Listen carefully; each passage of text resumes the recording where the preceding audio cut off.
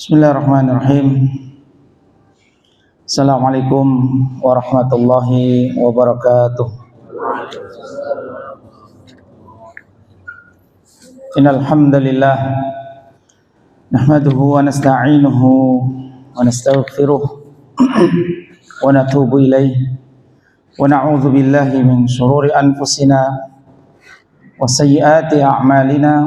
Man yahdihillahu fala mudilla lahu wa may yudlil fala hadiya lahu. Wa asyhadu an la ilaha illallah wahdahu la syarika lah. Wa asyhadu anna Muhammadan abduhu wa rasuluh.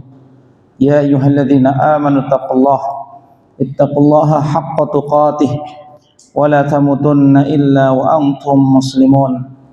Ya ayyuhan nasu ittaqu rabbakumul ladzi khalaqakum min nafsin wahidah wa khalaqa minha zawjaha wa batha minhuma rijalan katsiran wa nisaa'a wattaqullaha alladzi tasaaluna bihi wal arham innallaha kana 'alaikum raqiba.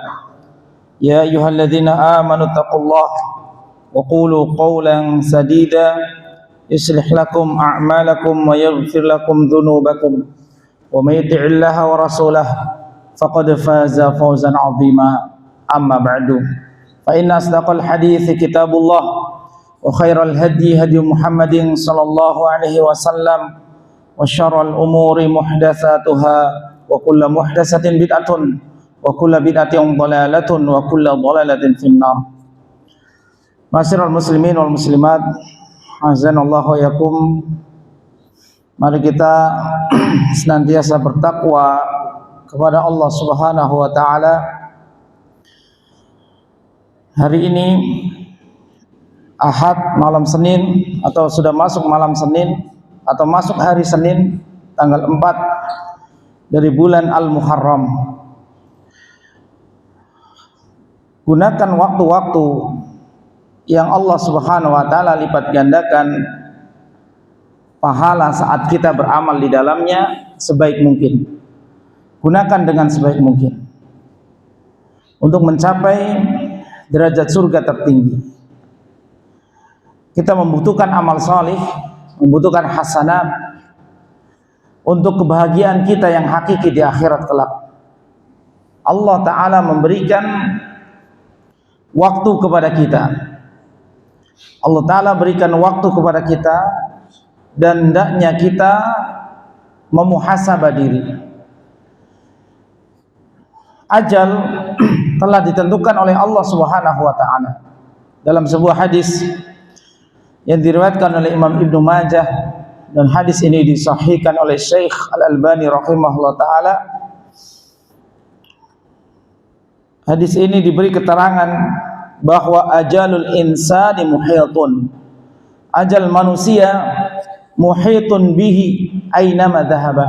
Ajal kita senantiasa diliputi oleh Allah Subhanahu wa taala dimanapun kita pergi. Kemanapun kita pergi, dimanapun kita berada, malaikat maut selalu mengintai kita, karena ajal kita sudah ditetapkan. Dan database yang ada di tangan malaikat maut sudah sangat komplit, lengkap. Kapan fulan meninggal, kapan fulan meninggal, tidak bisa diundur 1 detik atau dimajukan 1 detik. Dengan berbagai macam sebab, itu sesuai dengan takdir dari Allah Subhanahu wa taala. Maka ajal manusia muhitun bihi, selalu diliputi dan diawasi oleh Allah Subhanahu wa taala.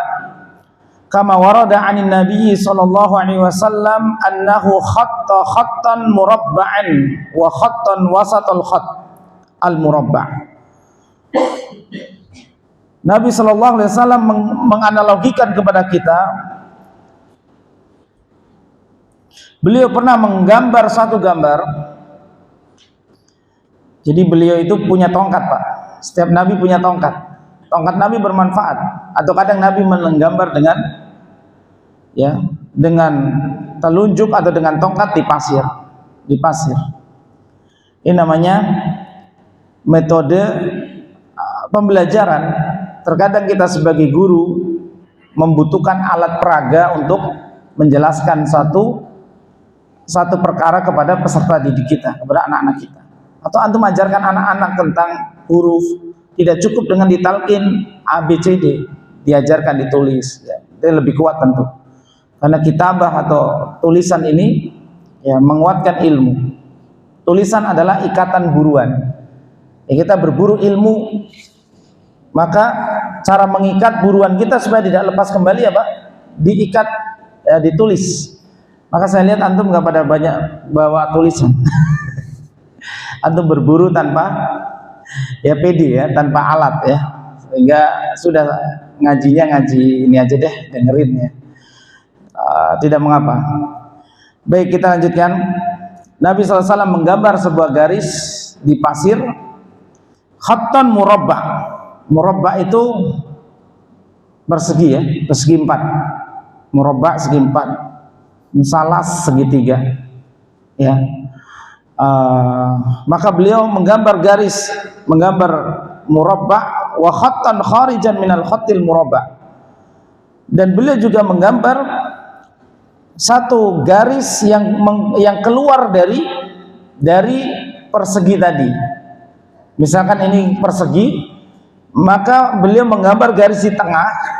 Garis di tengah ini, misalkan ada garis di tengah dan keluar dari persegi melebihi segini. Faqala,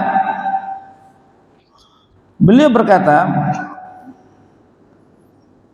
atadruna ma hadza, apa kalian tahu gambar apa ini? Apa yang ingin aku jelaskan kepada kalian? Qalu Allahu wa rasuluhu a'lam. Allah dan Rasulnya lebih mengetahui. Qala, beliau bersabda, hadzal insanu al-khattul awsat wa hadhihi al-khututu ila janbihi a'radu tanhasuhu aw tanhasuhu min kulli makanin, fa in akhta'ahu hadha asabahu hadha, wal khattul murabba al ajallul muhit wal khattul kharijul amal. Beliau mengatakan bahwa ini garis yang di tengah adalah manusia. Adapun beliau menggaris garis-garis yang di sampingnya, ini artinya ujian. Kita tidak akan pernah lepas dari ujian, Pak. Beliau mengatakan, wa hadhil khutut ila janbihil a'rad tanhasuhu aw tanhasuhu min kulli makan. Faida akhta'ahu hada asabahu hada. Apabila kita melewati ujian yang satu, kita akan melalui ujian yang kedua sampai kita di ujung batas. Adapun garis murabba itu adalah ajal kita, kata Nabi. Adapun persegi ini adalah ajal kita. Sedangkan garis yang melebihi persegi ini adalah al-amalu, angan-angan kita. Kita banyak angan-angan. Kita ingin hidup usia 100 tahun misalkan. Ada yang ingin 100 tahun? Hah? Saya rasa tidak ya. Sesuai takdir Allah saja. Ya, sesuai takdir Allah. Ya. Yang ingin hidup 1000 tahun cuman orang Yahudi yang rakus. Yang mereka rakus. Ya. Mereka akaluna suh, mereka memakan riba, mereka memakan harta orang dengan zalim, mereka menggosok tanah Palestina, mencuri tanah Palestina. Ya, mereka doang yang ingin usianya 100 tahun, 1000 tahun. Ya, ayu ammaru alfasana. Mereka ingin berusia 1000 tahun. Karena kebahagiaan mereka cuma di dunia. Setelah itu mereka akan masuk neraka. Adapun kita sesuai dengan takdir, kita harus ridho terhadap ketetapan Allah. Ketika kita memahami bahwa Allah memiliki sifat taraddud, ragu saat mencabut orang mukmin, ini karena kasih sayang Allah kepada kita. Allah menyayangi orang mukmin, sehingga keraguan Allah ini bukan keraguan sifat negatif. Kalau kita ragu karena kita tidak punya ilmu di dalam bidang ini. Antum aja kalau mau nerapi orang kemudian ragu, bisa apa tidak? Nggak bisa. Bahkan Nabi SAW katakan, kalau ada orang yang nerapi seseorang kemudian salah, maka dia harus mengganti biaya. Itu semua harus bertanggung jawab, namanya malpraktek. Dalam ilmu tibbun nabawi begitu, Pak. Ya, maka harus belajar dengan detail terlebih dahulu, baru dia melakukan pengobatan. Dan pengobatan ini ilmu yang luar biasa, ya. Ilmu yang sangat dibutuhkan, kata Imam Asy-Syafi'i, setelah ilmu din, yaitu ilmu pengobatan.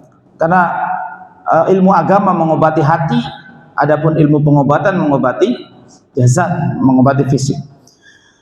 Baik, kita lanjutkan. Jadi ujian kita itu selalu ada di depan kita. Ya. Akan ada selalu ini ujian yang lebih berat. Allah Ta'ala katakan, laqad khalaqnal insana fi kabad. Sungguh telah kami ciptakan manusia di dalam kepayahan. Yaqulu ahlaktu malan lubada. Ya, manusia mengatakan, aku telah menghabiskan mal, harta, lubadan artinya kasir. Syekh As-Sa'di mengatakan rahimahullah, lubadan, malan lubada, dia menghabiskan banyak harta. Namun menghabiskan banyak harta untuk syahwat, untuk liburan, jalan-jalan, untuk happy, senang-senang. Itulah kehidupan manusia. Padahal Allah ciptakan manusia dalam keadaan payah, tapi dia tidak mau meniti kepayahan tersebut. Ya, mereka ingin bahagia, mereka ingin masuk surga, maka Allah bantah, falaqatahamal aqabah. Mereka tidak mendaki suatu pendakian. Wa ma adraka mal aqabah. Apakah pendakian itu? Fakku raqabah, menggunakan harta untuk memerdekakan budak. Au it'amun, ya, atau memberi makan, ya. Kemudian Allah Subhanahu wa taala menyebutkan summa kana minal ladzina amanu wa tawassaw bis sabr, bersabar. Wa tawassaw bis sabr wa tawassaw bil marhamah, tunjukkan akhlak rahmah kepada orang lain. Inilah pendakian kita menuju Allah Ta'ala. Ulaika hum ashabul maimanah. Mereka lah yang akan memasuki surganya Allah Ta'ala. Ya, walaupun hidup kita penuh dengan kepayahan, Pak, ujian demi ujian, tapi kalau kita melewati ujian-ujian ini, Allah akan berikan kita, ya, kesenangan, karena Allah Subhanahu wa taala membalas kepayahan kita yang sebentar di dunia. Mungkin kita beramal 40 tahun dari usia balik kita atau usia tamyiz kita beramal, kemudian dicatat. Seseorang dicatat sejak usia tamyiz kebaikannya, tapi kalau keburukannya dicatat sejak usia balik. Ya, ini ada keterangan dalam hadis Ibnu Hibban rahimahullah ta'ala. Maka mungkin kita beramal 40 tahun atau 50 tahun, akan tapi Allah balas kita dengan surga yang kekal selama-lamanya. Maka kita harus memikirkan hal ini, memuhasabah tentang perkara ini. Dan ternyata Allah Subhanahu wa taala membalas sekecil apapun kebaikan. Faman ya'mal mithqala dzarratin khairan yarah. Tidak hanya kebaikan yang Allah balas, ketika kita berniat meninggalkan keburukan karena Allah, itu pun akan diberi pahala. Maka coba lihat kasih sayang Allah SWT kepada kita. Ya, oleh karenanya orientasi kita harus selalu kehidupan akhirat. Hasan Al-Basri berkata, Allah memulai atau menutup iftatahallahu as-sanata bisyahril haram. Allah Subhanahu wa taala membuka tahun ini, tahun yang waktu yang kita lalui dengan bulan haram, yaitu bulan Al-Muharram. Wa khatamaha bisyahril haram, dan Allah juga menutupnya dengan bulan haram. Jadi tahun itu dibuka dengan bulan haram, bulan mulia, ditutup pula dengan bulan mulia. Ya. Ini hikmahnya apa? Supaya kita menyadari pentingnya waktu. Banyak kita yang kalah dalam masalah waktu. Ya, ini harus menjadi muhasabah kita, Pak. Mumpung di awal tahun. Baiklah, mereka sudah merayakan awal tahun, sekarang tinggal kita muhasabah awal tahun. Mungkin sebagian mereka sudah berdoa di awal tahun dan akhir tahun dan awal tahun. Tapi kita berdoanya bukan akhir tahun dan awal tahun, Bapak Ibu. Yang disunahkan adalah awal hari dan akhir hari dan awal hari. Setiap hari sepanjang waktu sampai ajal tiba. Fa subhanallahi hina tumsun wa hina tusbihun.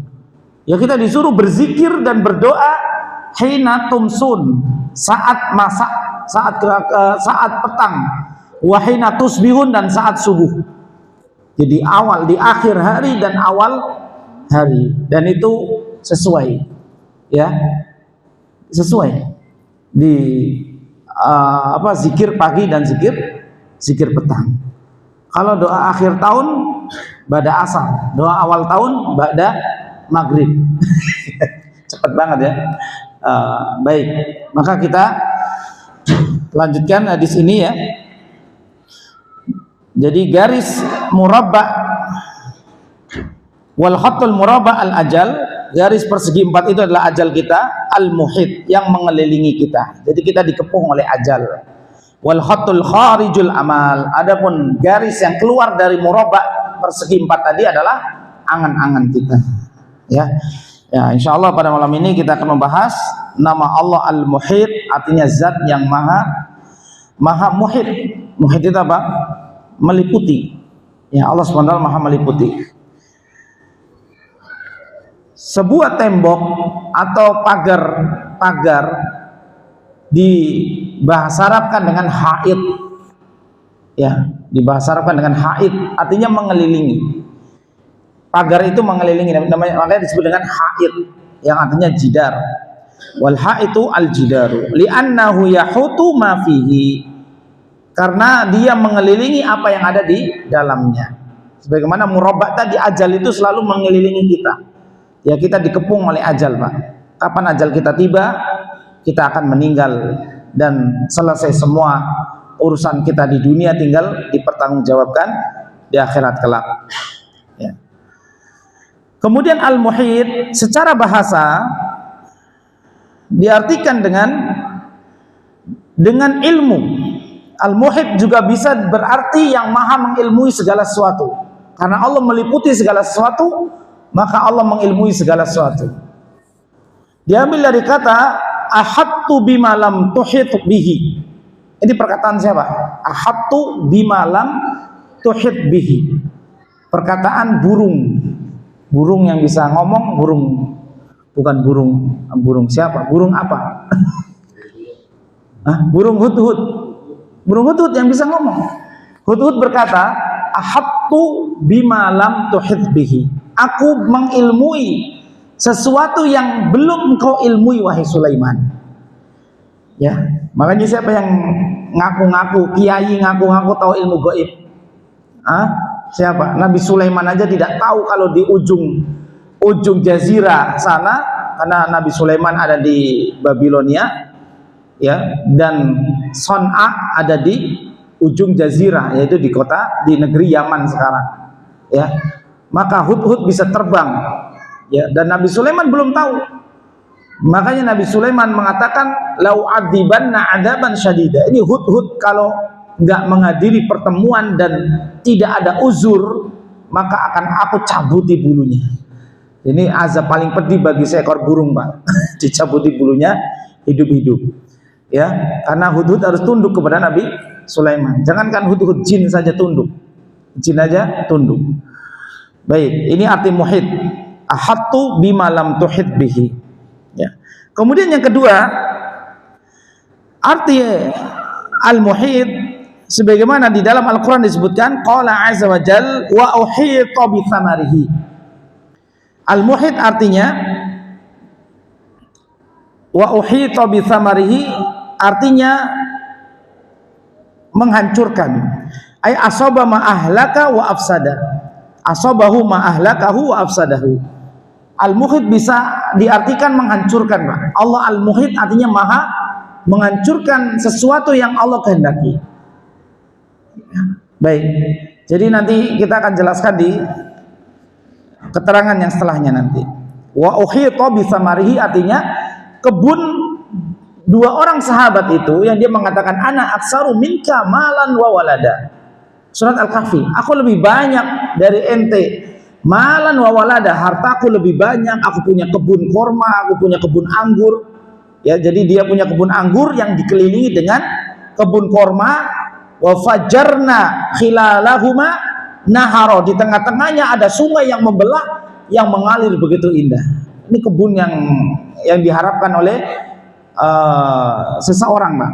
Ya, kalau kita punya perkebunan, ya, kebun anggur di tengah dikelilingi pohon korma, di tengahnya ada mata air, ada sungai yang mengalir. Ya, ini kebun yang luar biasa. Akan tapi Allah Ta'ala kemudian menghancurkannya karena dia didakwai oleh temannya itu tidak mau. Ya, dia sombong. Ya, dia menyekutukan Allah Subhanahu wa taala. Bahkan dia mengatakan kalau aku dibangkitkan nanti Allah juga akan memuliakanku seperti ini. Seperti sekarang anakku banyak, hartaku banyak. Maka demikianlah orang-orang berpikir bahwa kekayaan yang dia miliki sekarang itu sebuah bentuk kemuliaan kepada dirinya. Ini orang-orang yang tertipu banyak, Pak. Ya, dia mengatakan fa'amal insanu idza mabtalahu rabbuhu fa'akramahu wa na'amahu. Dimuliakan dia sama Allah, posisi jabatannya tinggi, kebetulan lahir dari bibit yang bagus, bibit bebet bobotnya yang bagus, ya. Maka kemudian hartanya banyak, ya. Wa na'amahu, diberi nikmat-nikmat yang selalu mengalir, fayaqulu rabbi akraman. Dia mengatakan, ya, Tuhanku, Rabbku sedang memuliakan, ya. Maka inilah perasaan banyak orang. Kalau sudah bahagia di dunia dengan banyak harta, paling kebahagiaannya pun nisbi, semu, maka dia merasa dimuliakan. Maka demikian Allah menghancurkannya. Wa uhita bi thamarihi, maka semua buah-buahan itu dikepung api, ya. Wa uhita, dihancurkan dengan api, uhita, dikepung api, dan semua buah-buahnya hangus. Semua buah-buahnya hangus. Al-Kahfi ayat 42. Kemudian arti yang ketiga, makna al-muhit, di antara yang disebutkan oleh para ahli lughah, ya, artinya adalah istaula alaihi, artinya menguasai.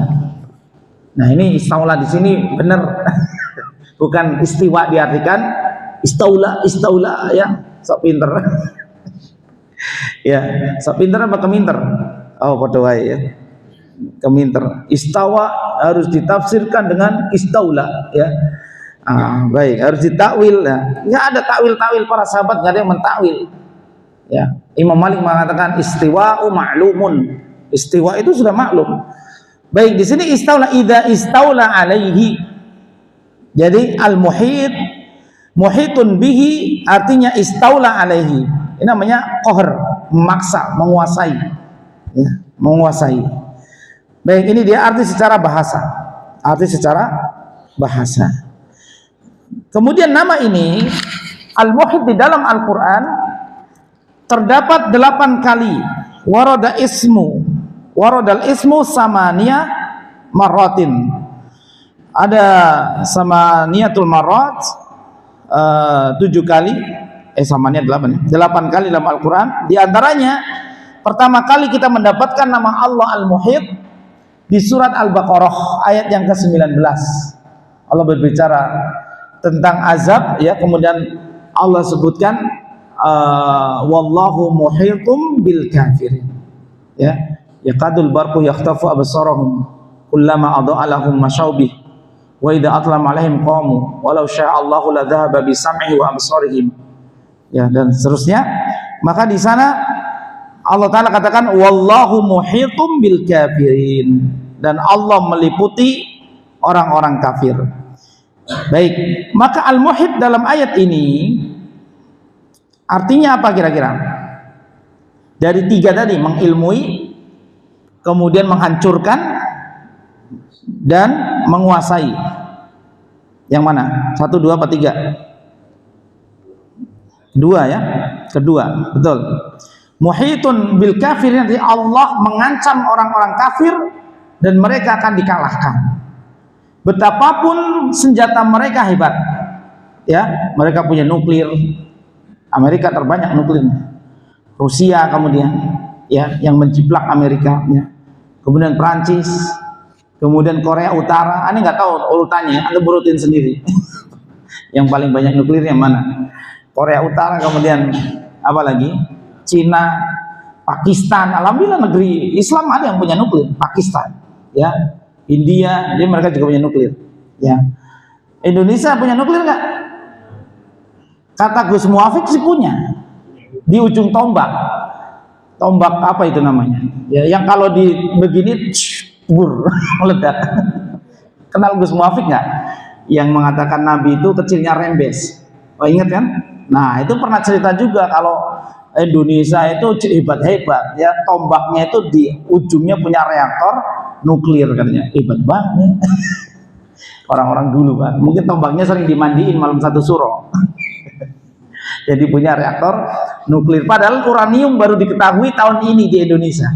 Baru ada uranium ya, yang banyak yang ada di dalam bumi kita ya. Maka bagaimana nuklir dimiliki Indonesia ya? Ya baru-baru diketahui. Kalau untuk pembangkit listrik sih oke. Bagus, tapi kalau untuk senjata, kalau nuklir sudah dijatuhkan ke satu tempat Pak, itu tempat pulihnya lama, bahkan nggak akan pulih. Oh, kalau tanah kesiram oli aja nggak subur lagi, apalagi tanah kejatuhan nuklir uranium. Ya. Di Ukraina sekarang itu ada tempat penelitian nuklir yang itu bocor, itu kota mati langsung Pak, nggak bisa dimanfaatin. Makanya perang kemarin India Pakistan cuma 2 minggu. Ngukur-ngukur aja, dan India nggak berani ngirim nuklir ke Pakistan. Pakistan juga punya nuklir. Pakistan pun nggak sekonyong-konyong ngirim nuklir ke India, karena kalau dikirim jatuh ke sebuah kota, ibu kotanya misalkan Mumbai misalkan, Mumbai atau Mumbai ya, atau apa sih ibu kota India? New Delhi ya, ini nggak pernah ke India soalnya. Dijatuhin di situ, nanti dia balas ke Islamabad. Nah, saya hafal kalau Pakistan Islamabad ya, nanti kota ini mati semua. Makanya mereka tidak sampai lempar-lemparan nuklir ya. Baik, itu hanya menunjukkan hegemoni aja Pak, ini kita super power gitu kan. Maka Indonesia ya betul bebas aktif aja, nggak ngeblok sana nggak ngeblok sini. Baik, ini bicara masalah nuklir. Seberapa hebat pun orang kafir Pak, Israel sekarang misalkan punya nuklir ya, karena dia kan didukung Amerika ya, nuklirnya punya ya. Tapi sehebat apapun dia, atau mungkin Rafidho Iran yang punya nuklir, dia bukan musuh kita. Walaupun banyak warga netizen kita yang mendukung Iran, kadang dia Syiah, iya dia Syiah, atau mungkin simpatisan. Oh, ini tidak ada negara yang bawa-bawa Islam, ketipu sama Iran ya. Iran itu benderanya bukan bendera Islam, itu lafaz Allah kok begitu kan? Itu lafaz agama dari India, itu Sikh, agama Sikh atau apa itu ya, yang didirikan oleh Khomeini dulu ya. Baik, jadi betapapun hebat mereka, Allah akan kalahkan dan ancam orang-orang kafir. Buktinya apa? Buktinya Persia dan Romawi jatuh. Persia dan Rom jatuh ya. Persia Iran sekarang, Romawi, Rom, Italia sekarang. Ya, dulu adalah 2 imperium, maka Allah kalahkan mereka. Ini karena apa? Karena perjuangan para sahabat, Bapak Ibu sekalian. Jadi hidup ini memang ujian. Para sahabat mereka meninggalkan kota Mekah karena diintimidasi oleh kafir Quraisy Mekah. Akhirnya Allah ganti tempat yang lebih nyaman, kota Madinah. Ketika mereka juga meninggalkan harta mereka di kota Mekah, atau mereka berani meninggalkan itu semua, maka Allah ganti dengan futuhat, dengan penaklukan 2 imperium tadi, Romawi dan Persia. Maka kaidahnya, siapa yang meninggalkan sesuatu karena Allah, Allah akan menggantinya dengan sesuatu yang lebih baik ya. Ini disebutkan Imam Ibnu Qayyim menukil dari hadis, ada hadis yang berbunyi demikian, dan Ibnu Qayyim membawa contoh tadi para sahabat. Dan ulama lain memberi contoh Sulaiman ketika menyembelih kuda-kudanya yang merupakan kendaraan terhebat adalah kuda, maka Allah ganti dengan kendaraan angin, Baik, jadi yang pertama, wallahu muhitum bil kafirin. Kemudian surat Ali Imran ayat 120, innallaha bima ya'maluna muhit. Ali Imran ayat 120 berbicara tentang orang-orang munafik nih Pak. Orang-orang munafik yang bergembira saat kekalahan Nabi SAW di perang Uhud ya, dan mereka merasakan sempit ketika kaum muslimin mendapatkan kemenangan di perang Badar ya. Baik, Allah Ta'ala sebutkan dari awal, in tamsaskum hasanatun tasuhum, akan tetapi ketika kita ditimpa musibah tafrahu biha ya, mereka gembira saat kita kalah perang, dan mereka bersedih bukan bersedih, mereka nggak suka kalau kita memenangkan peperangan. Dan orang munafik ini selalu memberi gangguan kepada Nabi SAW dan para sahabat. Karena Rasul munafik Abdullah bin Ubay bin Salul tidak ingin ada Islam di kota Madinah, Pak. Tapi mereka nggak punya kekuatannya lebih kecil dari kekuatan kaum muslimin. Ya, maka mereka harus berpura-pura masuk Islam. Dan golongan munafik ini muncul di kota Madinah. Kalau orang Arab tabiatnya kalau kafir, kalau masuk Islam gitu. Tapi di Madinah muncul musuh baru, yaitu munafikun yang punya dua wajah. Ya, dua wajah. Diambil dari kata nafak. Nafak itu terowongan yang memiliki dua pintu. Ya, satu pintu depan, satu pintu belakang. Maka mereka selalu memberi gangguan kepada Nabi SAW. Bagaimana dengan kita? Apakah ada orang munafik di antara kita? Banyak. Ada orang munafik di antara kita banyak. Bagaimana cara mengatasinya? Di sini Allah muhitun, innallaha bima ya'maluna muhit. Allah Subhanahu wa taala terhadap apa yang orang-orang munafik kerjakan, Allah mengetahui rencana mereka. Allah meliputi. Ya, istaula, menguasai mereka, semua rencananya akan dibaca. Semua rencananya terbaca oleh Allah Subhanahu wa taala, Allah Maha mengetahui. Maka orang-orang munafik di tengah-tengah kita, mereka dengki dengan kita, di depan kita senyum, di belakang dengki, ingin nikmat-nikmat pada diri kita hilang. Maka Allah ajarkan kepada kita baca muawwidzatain, Pak, zikir pagi, zikir petang. Itu cara untuk menghalau orang-orang munafik, karena bahaya mereka sangat besar. Wa min syarri hasidin idza hasad. Yang mereka itu benar-benar mendengki. Ya, benar-benar mendengki, ingin nikmat yang ada pada diri kita hilang. Bagaimana caranya? Allah Ta'ala katakan, in tasbiru wa tattaqu la yadurrukum kaiduhum syai'a innallaha bima ya'maluna muhit. Ini Ali Imran ayat 120. Jika kamu bersabar. Jadi gangguan orang-orang munafik di sekitar kita, sabar aja, Pak. Ya, kita dakwah kita dilarang, dicekal, ya, digonjang-ganjing, difitnah, sabar saja. Maka ini cara pertama, sabar. Ya, sabar. Kemudian watattaqu, tingkatkan ketakwaan. Terkadang ada orang yang sabar tapi tidak bertakwa, ini juga salah. Dia sabar tapi kurang bertakwa, ini salah. Maka Allah kasih jalan lengkap. Bersabar kemudian bertakwa. Wa in tasbiru wa tattaqu la yadurrukum, tidak akan memudaratkan kalian kaiduhum, tipu daya mereka. Karena Allah mengetahui rencana mereka. Maka lihat sejarah, apakah orang munafik memberikan gangguan yang berarti di kota Madinah? Tidak. Walaupun rencana mereka siang malam mereka rapat, ya, bahkan mereka mendirikan masjid Diror untuk memerangi kaum muslimin dan memecah belah kekuatan kita. Tapi apakah Allah izinkan? Tidak Allah izinkan. Karena kaum muslimin selalu bersabar atas gangguan mereka. Di antara puncak kesabaran Nabi SAW, Nabi tidak membunuh Abdullah bin Ubay bin Salul karena mudaratnya lebih besar kalau dia dibunuh. Nanti orang akan berkata Nabi SAW membunuh umatnya sendiri, pengikutnya sendiri. Dan waktu itu butuh dakwah yang penuh dengan hikmah, kelembutan, ya, supaya orang-orang tertarik dengan Islam dan masuk ke dalam agama Islam. Baik, ini al-muhit. Jadi al-muhit kepada orang-orang kafir, Allah Subhanahu wa taala akan mengalahkan mereka. Imam Malik berkata, Allah akan menghukum orang zalim dengan orang zalim. Ya, Iran, Israel zalim semua. Aneh nggak dukung salah satu mereka. Ya, siapa yang dukung mereka? Abu Janda. Dukung Israel, ya. Syiah, Habib itu sebagian yang sudah speak up di medsos dukung Iran. Bahkan menyalahkan kita yang menyalahkan Iran. Lah, Iran itu mengkafirkan Abu Bakar dan Umar. Kenapa kita bela? Ya, sahadat mereka, sahadat mengkafirkan anna wa asyhadu anna Abu Bakrin wa Umar wa Hafsah wa Aisyah finnar. Dia mengatakan demikian. Kenapa kita harus bela dia, pencela para sahabat, ya, pencela Ummul Mukminin? Ya, dia tidak bela sama sekali. Allah akan hukum orang zalim dengan orang zalim. Adapun perang telah berakhir, itu urusan mereka. Yang penting kita fokus lagi ngaji. Perangnya konon udah berakhir. Wa kana Allahu bikulli syai'in muhita. Ini juga surat An-Nisa ayat 126 dan ada juga An-Nisa 110. Ini berbicara tentang Allah Al-Muhit. Ya, ada satu kisah bahwa Nabi SAW pernah hampir terjebak dalam satu peristiwa, ya, karena Nabi SAW manusia biasa, Pak.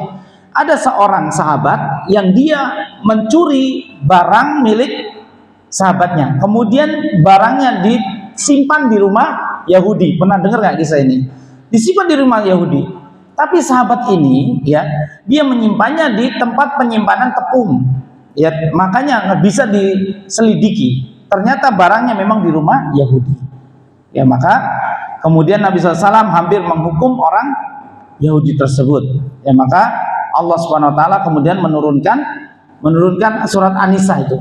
Ya, surat An-Nisa kalau tidak salah ayat 110. Di sini 126 atau 110. Wa kana Allahu bikulli syai'in muhita. Allah Subhanahu Wa Taala meliputi, ya, menguasai segala apa yang kita kerjakan. Nah, ini dia dalil dari penjelasan nama Allah Subhanahu Wa Taala Al-Muhit. Ya, jadi pengamalannya pada diri kita bahwa Allah Subhanahu Wa Taala Muhit, meliputi segala apa yang terjadi pada diri kita. Syekh As-Sa'di beliau mengatakan bahwa Allah Subhanahu Wa Taala muhitun bikulli syai'in ilman wa qudratan wa rahmatan wa qahran. Dalam kitab Taisir Karimi Rahman, As-Sa'di mengatakan bahwa Allah meliputi segala sesuatu dengan ilmunya. Ilmu Allah meliputi segala sesuatu. Kudrah, kekuasaan Allah meliputi segala sesuatu. Rahmah dan rahmat Allah pun meliputi segala sesuatu. Qahran, dan Allah pun kekuasaannya meliputi segala sesuatu. Maksudnya kekuasaan, paksaan Allah Ta'ala. Ya, Allah mengalahkan semuanya. Baik, sudah azan ya Pak? Belum? 5 menit lagi? Oh, 2 menit, baik. Nah, bahasan setelahnya kita coba membahas tentang sikap ibadah kita terhadap nama Allah Al-Muhit. Ya. Maka nama Allah Al-Muhit ini, yang pertama, ibadah yang muncul saat kita mendalami nama Allah Al-Muhit, Allah Ta'ala muhitun bi'ibadihi. Allah Subhanahu Wa Ta'ala meliputi segala hamba-hambanya. Maka tidak ada sesuatu dari Allah Subhanahu Wa Ta'ala yang bisa lepas, yang bisa lepas dan bisa lolos darinya, ya, ala fautihi awil firari minhu. Tidak ada yang bisa lepas dan tidak bisa lolos dari Allah Subhanahu Wa Ta'ala. Balla malja'a minhu illa ilaih. Bahkan tidak ada tempat lari kecuali lari kepada Allah Ta'ala. Ya, jadi ada ibadah khauf, takut kepada azab Allah, namun ada pula ibadah roja yang kita harus menyandarkan optimisme, berharap kasih sayang dan rahmat Allah Ta'ala. Dan ini zikir sebelum tidur. La malja'a wala manja illa ilaik. Ya, tidak ada tempat berlindung, tempat lari kecuali kepada Engkau. Allah Ta'ala berfirman dalam surat Az-Zariyat, fafirru ilallah. Larilah kamu menuju Allah Subhanahu Wa Ta'ala. Baik. Fafiru ilallahi inni lakum minhu nadhirum mubin. Az-Zariyat ayat 50. Jadi ini sikap ibadah kita yang pertama, ya, bahwa kita harus senantiasa merasa diawasi oleh Allah Subhanahu Wa Ta'ala. Setelah azan kita akan lanjutkan sedikit, atau jika ada pertanyaan disiapkan. Barakallahu fikum.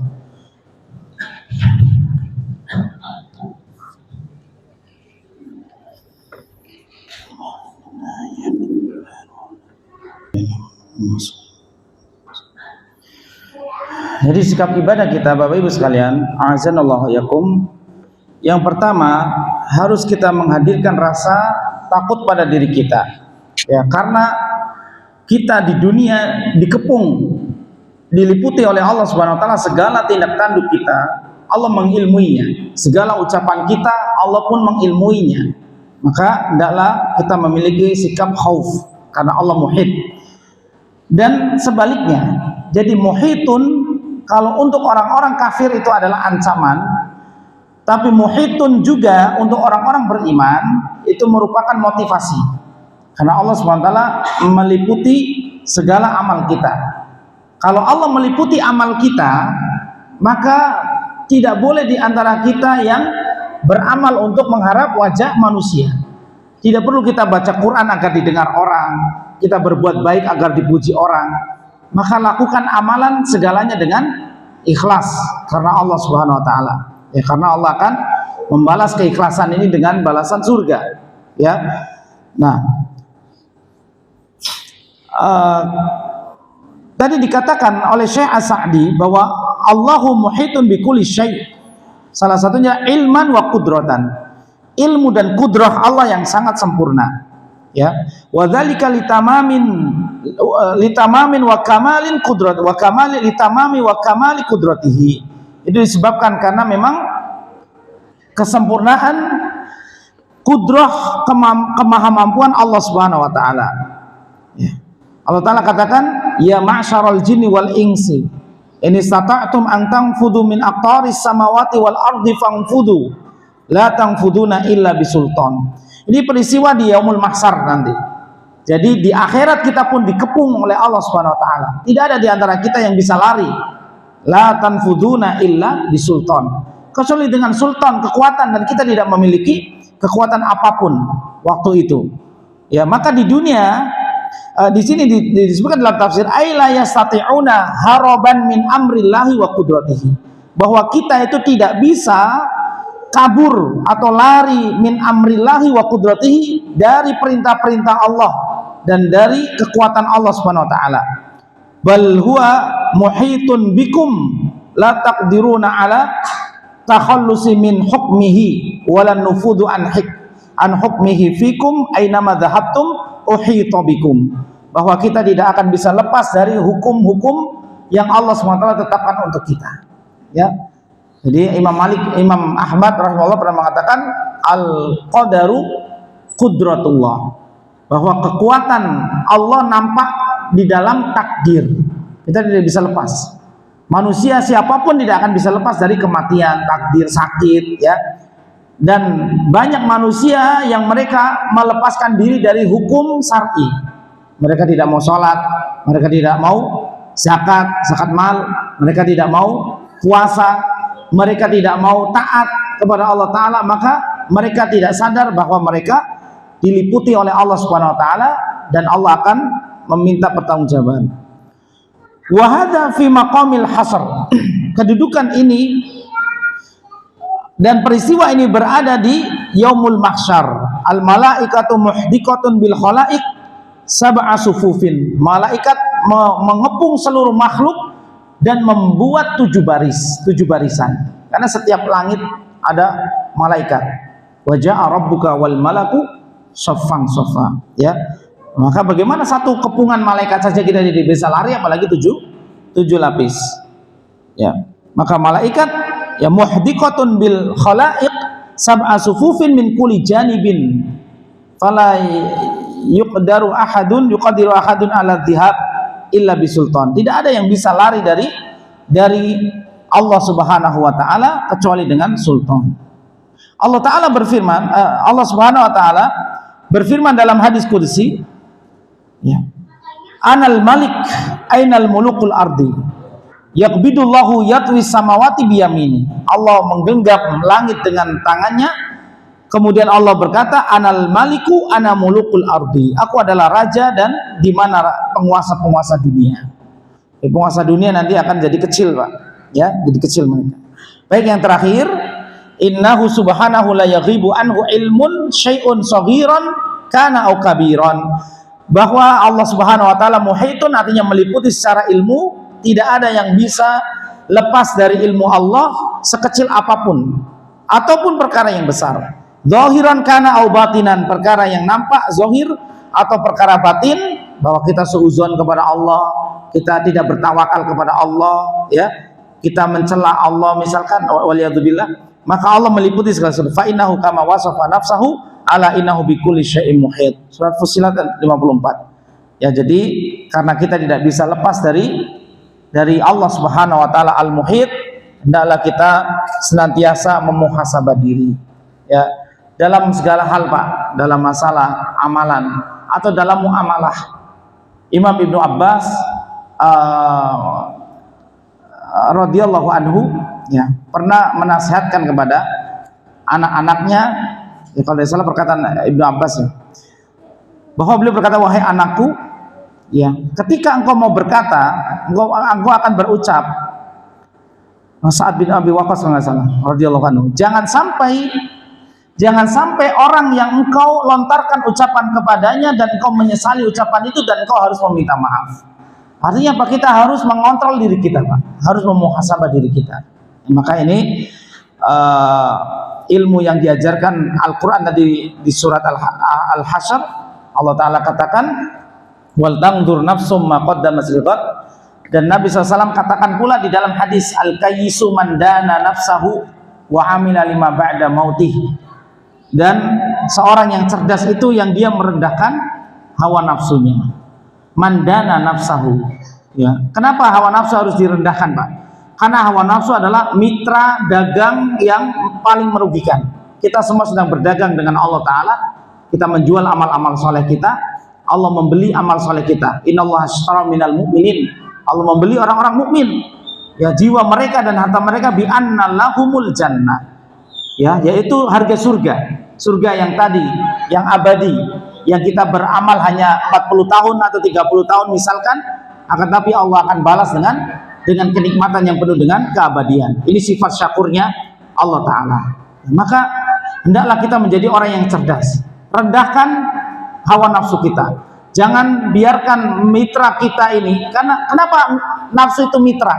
Karena selama kita masih hidup, nafsu itu selalu melekat pada diri kita.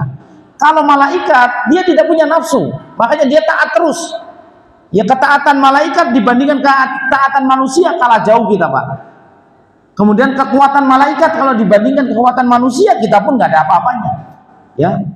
Dan malaikat la yas'amun, tidak ada bosan-bosannya mereka bertasbih, berzikir dan taat kepada Allah Subhanahu wa taala. Maka jadikan hawa nafsu kita itu rendah dengan memuhasabah diri. Kenapa? Jangan turuti keinginan-keinginan, karena surga diliputi dengan sesuatu yang makarih. Hufatil jannah bil makarih. Surga itu diliputi oleh kesukaran-kesukaran. Artinya tidak semua hawa nafsu kita umbar, kita tahan dengan kesabaran, karena as-sabru al-habsu. As-sabru huwal habsu. Sabar artinya menahan diri. Kita ingin maksiat, tahan, ya, sabar dalam menjauhi larangan Allah Ta'ala. Kita ingin santai-santai, tahan. Kita punya waktu untuk baca Quran dan beribadah yang lain. Wa may yaqtarif hasanatan. Maka ibadah kita adalah ibadah yang ikhtiraf. Ikhtiraf itu kata Syekh Ibnu Ashur, kita melakukannya dengan berat, seperti qiraful syajar, seperti kita mengupas kulit pohon, kulit kayu yang sudah kering. Ya, maka ini ibadah kita. Tidak seperti Nabi SAW beribadah dengan gembira. Ya Bilal, arihna bis sholat. Wahai Bilal, istirahatkan kita dengan sholat. Apakah kita sudah mencapai derajat itu, Pak? Derajat, ya, derajat apa? Mencintai amal. Ya, tentu kita belum. Akan tapi Allah Ta'ala akan membalas usaha-usaha kita. Dan itu butuh kesabaran. Wa may yaqtarif hasanatan nazid lahul husna. Siapa yang melakukan usaha untuk berbuat sekecil apapun hasanah kebaikan, akan kami tambahkan balasan untuknya. Ya, maka ini muhasabah diri kita. Rendahkan nafsu kita. Al-kayyis mandana nafsahu. Kemudian persiapkan diri, wa amila lima ba'da mautih, dan dia menyiapkan diri untuk kematiannya dengan banyak beramal soleh. Rojak yang benar dalam agama, dalam syariat adalah rojak yang disertai dengan al-khauf. Kita berharap surga tapi sertai dengan rasa khauf. Ini rojak yang benar. Ya, adapun banyak orang yang tertipu, oh nanti orang Islam juga masuk surga. Ada dalilnya kata Pak Ustadz. Dalilnya apa? Kullu ummati yadkhulunal jannah. Titik. Ya, masih ada koma padahal. Ya, oh setiap umatku akan masuk surga. Tunggu dulu, itu koma. Masih ada lanjutannya, ilaman aba. Kecuali yang enggan masuk surga. Siapa mereka? Wa man ya'ba ya Rasulullah. Siapa yang enggan masuk surga dari umat ini ya Rasulullah? Nabi SAW mengatakan, man ata'ani dakhalal jannah. Siapa yang taat kepadaku, jalankan sunnah-sunnah Nabi. Jangan hanya ngaku ahlu sunnah. Ya, lakukan sunnah-sunnah, jalankan sunnah-sunnah Nabi SAW. Nabi menyunahkan puasa Asyura tanggal 10 Muharram. Silakan yang ngaku ahlu sunnah, amalkan sunnah. Apa? Oh itu cuma sunnah, dilakukan dapat pahala, ditinggal juga nggak apa-apa. Loh, Kenapa Ahlus Sunnah demikian? Ahlus Sunnah adalah mengamalkan sunnah. Nabi SAW bahkan mengatakan, lau istu amun muqbil. Seandainya aku hidup tahun yang akan datang, maka aku juga akan berpuasa di tanggal 9-nya. Maka 10 Muharram jatuh tanggal di hari Ahad depan. Ingat puasa Asyura. Puasa yang paling dicintai Allah SWT, kata Syekhul Islam, puasa yang dilakukan di bulan Muharram. Karena bulan Muharram ini Allah namakan sendiri dengan Al-Muharram. Selain bulan Muharram sudah ada namanya pada waktu orang-orang Quraisy, Pak. Di waktu jahiliyah dulu, Safar, Rabiul Awal, Rabiul Tsani, Jumadal Ula, Jumadal Tsaniyah, Rajab, Sa'ban, Ramadan, Syawal, Zulqa'dah, Zulhijjah, semuanya yang menamakan orang-orang Quraisy. Hanya saja Muharram ini nama awalnya bulan Safar awal. Safar awal yang orang Quraisy bisa mengotak-atik sesuai kemauan mereka. Jadi Quraisy itu rupa-rupanya kayak pendeta sama rahib juga, Pak. Yang tidak sesuai. Ini Safar awal kita mau perang. Oh ya, kita perang, nanti bulan haramnya Safar Tsani saja, kata mereka. Maka setelah datang Islam, Allah ganti Safar awal dengan Al-Muharram. Nabi SAW katakan, sebaik-baiknya sholat, afdhalus sholat ba'dal faraid, setelah sholat fardu adalah sholat malam.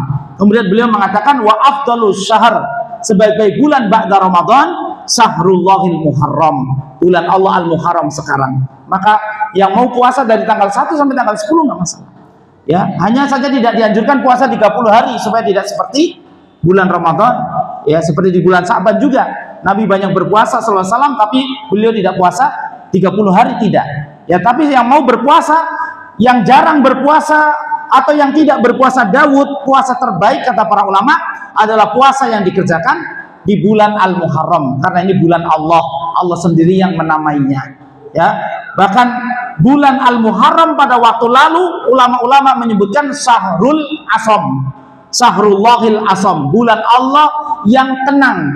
Artinya apa? Karena kemuliaan bulan ini, maka mereka tidak berbuat gaduh, tidak berbuat dosa, tidak berbuat maksiat, dan mereka tenang beribadah, berzikir kepada Allah SWT untuk memuliakan bulan Al-Muharram ini. Maka ini saatnya kita memuhasabah diri kita. Muharram itu tidak hanya euforia dengan perayaan-perayaan satu Muharram, tidak, atau dengan perlombaan-perlombaan Islami juga tidak. Maka ini awal titik kita memuhasabah diri kita. Terakhir Umar bin Khattab mengatakan, hasibu anfusakum qabla an tuhasabu. Hisablah diri kita. Tundukkan muhasabatun nafsu, muhasabatun nafsi, tundukkan nafsu kita supaya kita menjadi orang-orang yang beruntung, karena nafsu selalu mengajak kita kepada keburukan-keburukan. Wallahu a'lam bishawab. Subhanakallahumma wa bihamdika, asyhadu an la ilaha illa anta, astaghfiruka wa atubu ilaik. Billahi taufiq wal hidayah. Billahi taufiq wal hidayah. Wassalamualaikum warahmatullahi wabarakatuh.